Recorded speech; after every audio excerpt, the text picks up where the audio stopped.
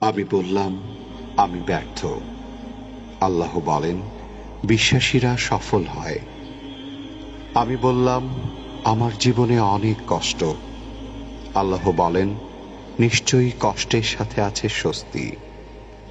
আমি বললাম, আমাকে কেউ সাহায্য করে না। আল্লাহ বলেন, মুমিনদের সাহায্য করা আমার দায়িত্ব। আমি বললাম, আমি দেখতে খুবই কুৎসিত।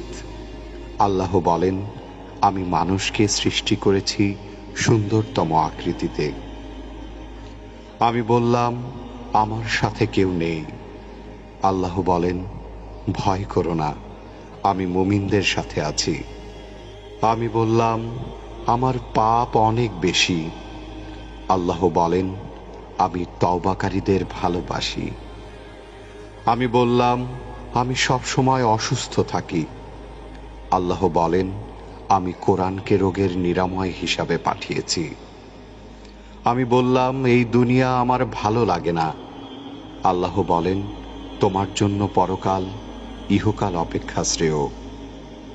আমি বললাম, বিজয় অনেক দূর। আল্লাহ বলেন, আমার সাহায্য একান্তই নিকটবর্তী। আমি বললাম, আমার জীবনে খুশি নেই।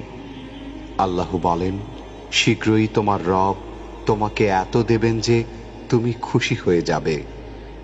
আমি বললাম, আমি সব সময় হতাশ। আল্লাহ বলেন, আর তোমরা নিরাশ হও না এবং দুঃখ করো না। আমি বললাম, আমার কোনো পরিকল্পনা সফল হচ্ছে না। আল্লাহ বলেন, আল্লাহ সর্বোত্তম পরিকল্পনাকারী।